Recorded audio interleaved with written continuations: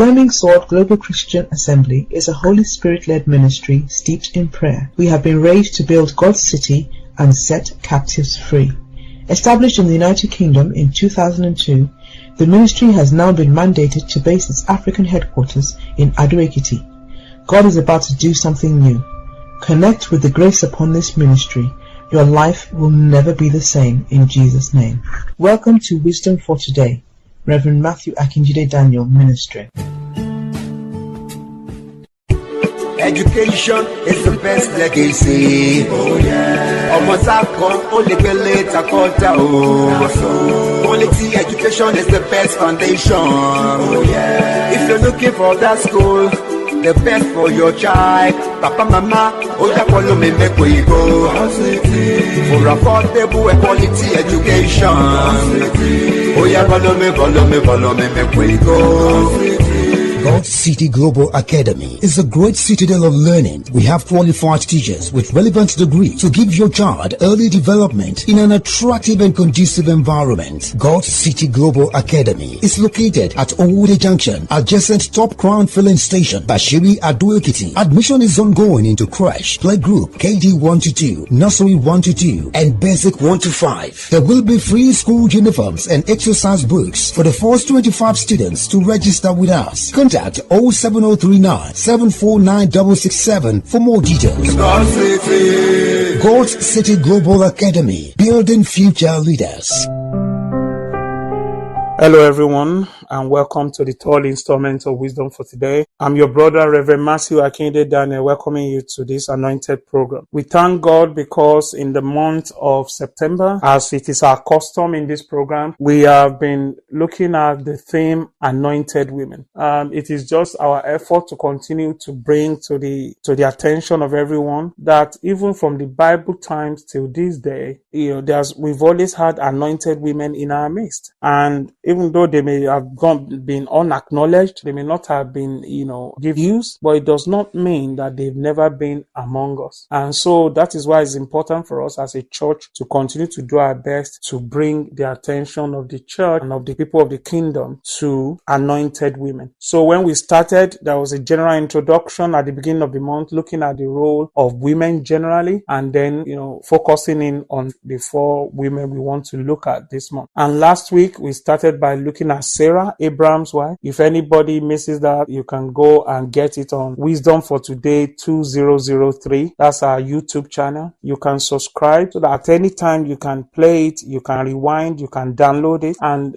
we are not charging you anything for it. It's free of charge. Go to YouTube, Wisdom for Today 2003, and the reason for 2003, that was when Wisdom for Today started as a magazine in the United Kingdom. That was when God gave me the idea, and I started to send it on the internet, and before it now became a radio program, and before it's going to be like a TV program going forward. So we thank God. We give God all the glory. So we're looking at women, we're looking at anointed women, and we're able to see how formidable Sarah was as a woman, one of the few people that went from the Old Testament into the New Testament. There are only few individuals that can actually boast of that they were mentioned in the Old Testament, and their names were still being mentioned in the New Testament, and definitely Sarah was one of those people. So let us start to look at the story behind Deborah, and that will be Judges chapter 4 verses 1 and 2. It says, when Ehud was dead, the children of Israel again did evil in the sight of the Lord. So the Lord sold them into the hand of Jabin, king of Canaan, who reigned in Hazor. The commander of his army was Sisera, who dwelt in Harosheth Agoim. You see, the children of Israel, they are one of the most stubborn set of people in the world. Maybe I believe in my heart that's one of the reasons why God chose them. Because once they settle on anything, then you cannot take it away from them. Once their mind is made up about something, you cannot take it from them. And so you find out that they were like yo-yo. One day they are good, the other day they will sin against God. So each time they did good, during this period in the Bible, each time they did good, they prospered. And each time they rebelled, they failed miserably. And so this was another time that they've made mistake again. So God has now discipline them by letting them fall into the hand of an unbeliever. For those that said they've never heard that before, there are so many examples of it in the Old Testament that for God to punish a chosen person, he will allow them to fall into the hand people he has not chosen. Same thing happened to Israel when they went to Babylon. Babylon was a nation, and yet God allowed them to ransack Israel because of Israel's rebellion. So when we carry on this story in verses 3 and 4 of Judges chapter 4, the children of Israel cried out to the Lord, for Jabin had 900 chariots of iron, and for 20 years he had actually oppressed the children of Israel. Now Deborah, a prophetess, the wife of Lapidot, was judging Israel at that time. Man, for a woman to have risen to a position like that in a society that was very chauvinistic, a society that was not giving women too many opportunities, Deborah must have been a very special woman. I know, yes, that it is written that she was a prophetess. That in itself puts her in a category by herself. But they also wrote it there that she was a wife, and then she was also the judge of Israel. Every time I talk about Deborah, it just makes me realize without a shadow of a doubt that a woman can wear multiple hats. A woman can wear multiple caps, and this has been going on forever. So this woman was a wife, she was a prophetess, and she was a judge that time. They were more or less like the rulers of the land. At that time, they did not have any king. God was their king. And so the only highest earthly person was the judge. So the judge will sit down, they will have a priest, they will have a judge, and between the priest and the judge, they will rule the land. Sometimes they will have a priest and a prophet and a judge. But Deborah more or less just put both together. She was a prophetess and she was a judge. So all needed after that was just a priest. And she was the one ruling at that time. And it says in verses 5 to 6 of Judges chapter 4 that she will sit under the palm tree of Deborah between Ramah and Bethel in the mountains of Ephraim. And the children of Israel came up to her for judgment. This was where things were going to be settled. The different disagreements and whatever her judgment was final. Then she sent and called for Barak, the son of Abinon, from Kadesh in Naphtali, and said to him, "Has not the Lord God of Israel commanded, go and deploy troops at Mount Tabor? Take with you 10,000 men of the sons of Naphtali and of the sons of Zebulun." She indeed, what this is saying is that she gave a prophecy to this general under her, and the prophecy was that God had told Deborah, and possibly God probably must have told Barak as well, but maybe he was just afraid, because they remembered when they said the general they were under had 900 chariots. That was a big army that time. And he said, "And against you I will deploy Sisera, the commander of Jabin's army, with his chariots and his multitude and the river Kishon, and I will deliver him into your hand." God was giving them the promise that he was going to be with them, but they should go and fight. This after 20 years of oppression. But this was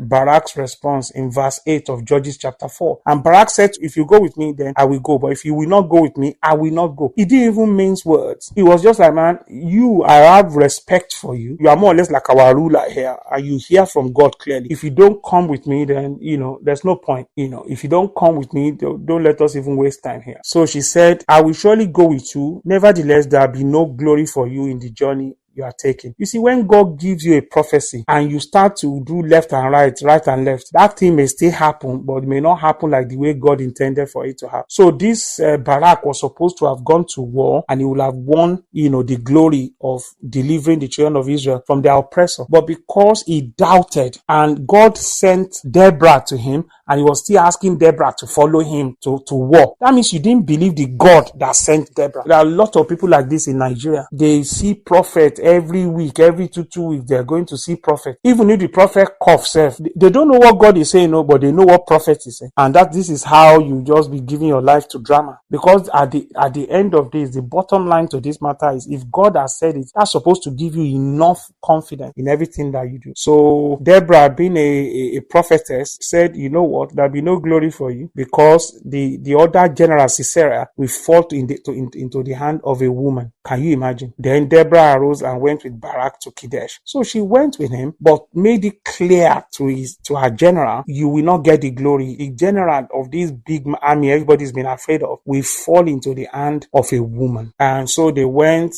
and Sisera was defeated just like God said. But then he now ran. Sisera got down from his chariot and was running, and now ran into a place he thought he was safe. And the woman just sort of deceived him and said, "Oh, maybe you can sleep here. Let me cover you with clothes." He now hammer a tent peg, into him. And that's how this woman killed one of the most popular generals at that time. So that's how the prophecy was fulfilled. And after that, Israel had peace for 40 years. 40 years after that. But I want us to just focus on the women, because it's a month we are celebrating the women, and I don't want us to get carried away. Deborah was a massive figure, at that time, which means no matter how bad the oppression may get, those that will still rise will still rise. There are some people you cannot just put down. There are some women, even in our history in Nigeria, that have done a lot of amazing things.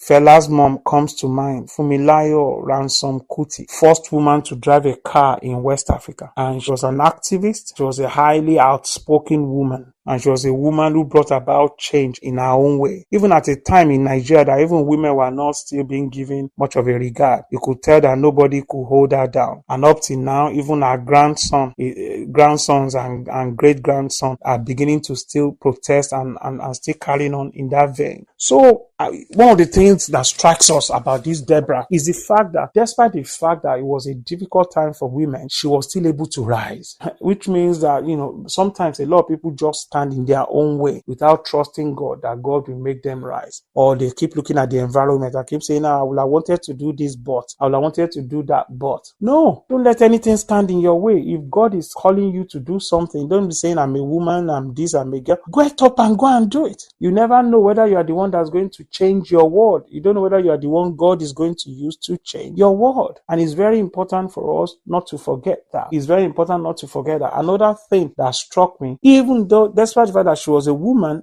God still gave her the gift of a prophetess, which means that God does not discriminate. It is human beings that discriminate. God did not say, this is a woman, at a very difficult time in Israel, let me find a man to give this gift to. No. So that gives you an idea of how our God thinks. He never said women were inferior. He said they were different from us. He said we are to live with them as if they are prized possession, not weaklings. Prized possession. That's what that word meant, that a man, interpreted and said as a weaker vessel. No, as a, as a vessel to cherish. It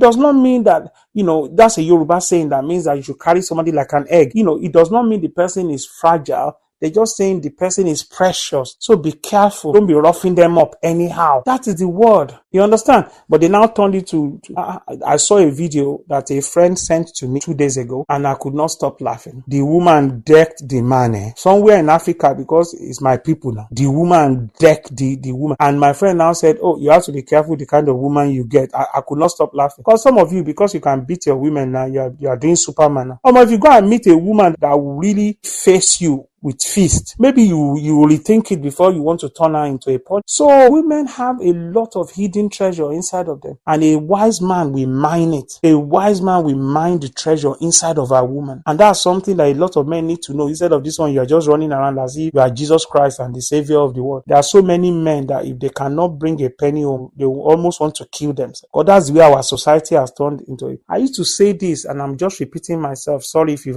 have heard me say this before. If you marry a man that had a good job, he has done everything to get himself ready, you now marry him, and then 2 months after he now loses his job. What are you going to do? Are you going to divorce him? I'm not saying people should not be ready for marriage. I'm not saying they should not plan. But sometimes a lot of people teaching these things, even they were not in that position when they married. So I don't know why they are beginning to set all these goals for other people, the goal that they themselves did not go through. Many pastors asking men to get job before they marry did not have a proper job before they married. Many of them were pastors when pastors were very poor, and yet they still got married. Now they are teaching people that you must have a proper job, you must have a house, you must have something that they did not have when they got married. Many of these pastors, many of them are my friends, especially these people you call father. They are my friends. We knew them when they married. They didn't have anything. Now they become rich people. Now they are preaching a man must have a job before he marry. He must have he must have a house, he must have this, he must have that. I'm not saying it's not good. I'm not saying what they are saying is wrong. I just don't like the hypocrisy of it. Sometimes you start low and you grow together. That's what they are not saying in that message. How more if I'm made? Why should I marry you if you are not made? If I'm made, if I'm set, I have a car, I have a job, everything is going on. And then you, as you come to me, you must have something too now.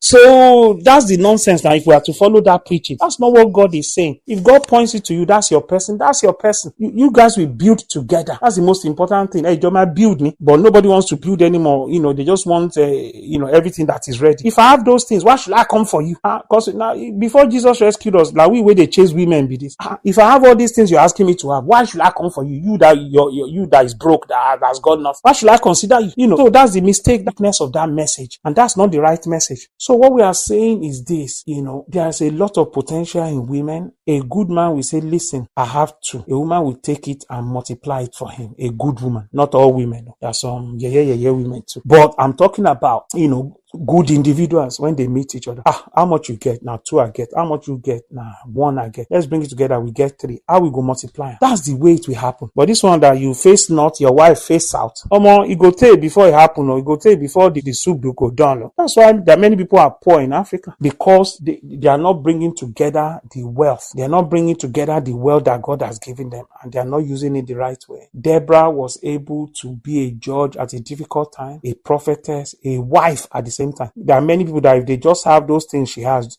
judge and prophetess, it go hard before they go marry, sir. But they wrote it in the Bible. She was the wife of Lapidot. That means she get husband for her, but she was ruling Israel. Some people, they don't want to take a back seat to their wife when their wife is clearly more talented than they are, clearly more intelligent, clearly more. You use your best tools now. You use your best tools. If you say your brain, if they walk past my own, okay, go get that big job. Let me be doing this small one. Let's combine it. I'm not a lazy man. Let's see where God will take us. But this one, I'm the man. You now carry your inferior skill set to go and try and be being the breadwinner of the house. You just kill yourself. Especially this old African preaching. If all these African preachers come to Europe, they will faint. They will faint. A woman is earning £500,000. You said the man that is earning 20,000 is the breadwinner. Are you okay? May God continue to help each and every one of us in Jesus' name. People think that being the head of the home means you'll be bringing the money, you'll be bringing this. No, you are a spiritual head. Is the pastor the richest person in the church? Not always, but the pastor is still the head of the church. Everybody will still see the pastor and respect pastor. Does that mean if you greet your pastor, doesn't necessarily mean your pastor has more money in the bank than you? Not many pastors can say that. Maybe all these ones that God has blessed can say it, but not every pastor can say that. But does that mean that the position of the pastor is still not tenable just because he doesn't have money up to you? So all of this logic is wrong now. All of this logic that we're doing is wrong. I'm not saying you should be a lazy man. You sit down at home, your wife will be working. That's not what I'm saying. What I'm saying is you bring what you have, you add it to what your wife has got, you join it together. That's what I'm saying. And you respect each other. If the woman is the person bringing more money, then you have to make sure that you find ways of helping her, not still asking her, oh, come and cook my food, come and do pounded yam, come and, you find a way around that to help her, to make life easier for her. That's the way it should be. Not these ones that our mama just suffer. Whether they bring times 10 of what our fathers were bringing in or not. You still have to cook my food, you still have to wash my clothes, you still have to do this, you have to do that. Let's move on from that now. You to help now. Do what you can do now.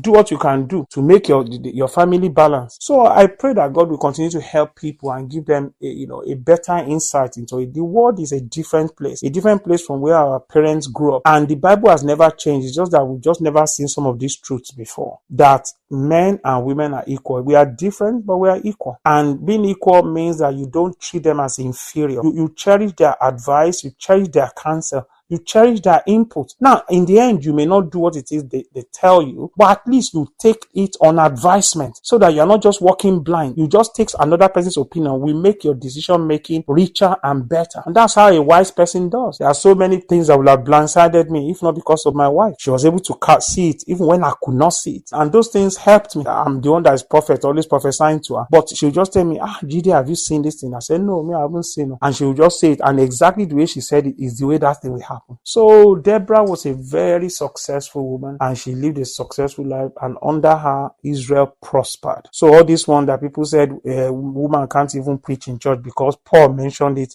in one section of the Bible. Shebi in the same Paul, no, is the one that wrote that said you should eat in your house before you come and eat the Lord's Supper.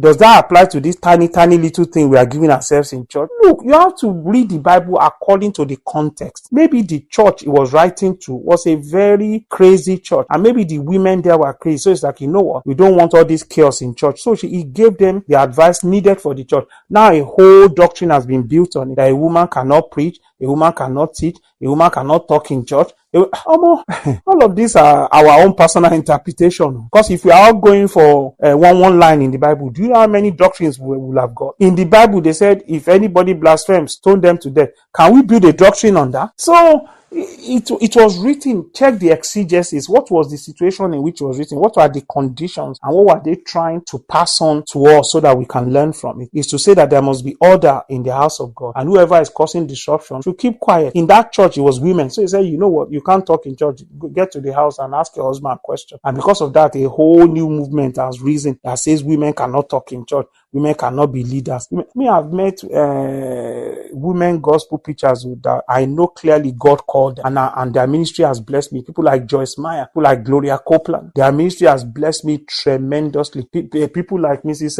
Funke Adejumo. Their ministries have blessed me tremendously. So for you to now say women cannot preach, women cannot teach, women cannot do this, women cannot do that, you're on your own. No, the world is changing. No, you better wake up and smell the coffee. So all of those things were being put in place. Do you know? Many people don't know this. Let me just say this before I go. Do you know that the people that took us as slaves, they found a place in the Bible to back what they were doing? They went until they found Isaiah chapter 19 and 20. They said that's the reason they took us as slaves. Whatever you are looking for, you find in the Bible now, depending on your agenda. But it's only God's interpretation that is true. Even the people that did apartheid in South Africa, a church called Reformed Dutch Church. Go and Google, go and learn about it. Go and research it. Reformed Dutch Church. The ones that did the apartheid, they found somewhere in the Bible to justify what they were doing, that they believed that God, didn't want them to be equal with black people. They found their support from the Bible somewhere. I don't know where they found it. So let God continue to help each and every one of us. Women are amazing. I continue to cherish them. I continue to bless them, especially a good woman that is very hard to find.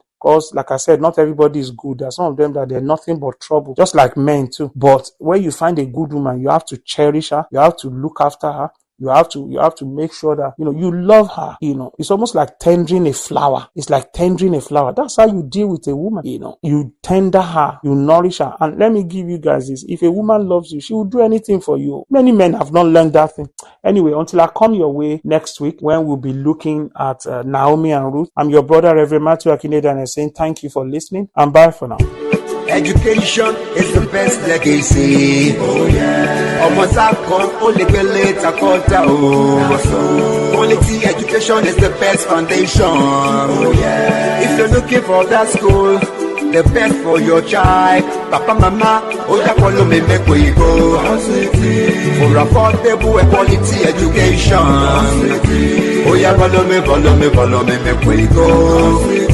God's City Global Academy is a great citadel of learning. We have qualified teachers with relevant degree to give your child early development in an attractive and conducive environment. God's City Global Academy is located at Owode Junction, adjacent Top Crown Filling Station, Bashiri, Ado-Ekiti. Admission is ongoing into Crash, Playgroup, KG 1-2, Nursery 1-2, and Basic 1-5. There will be free school uniforms and exercise books for the first 25 students to register with us. Contact 07039 749 667 for more details.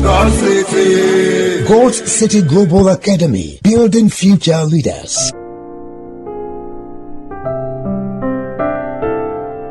We hope you have been blessed by today's ministration.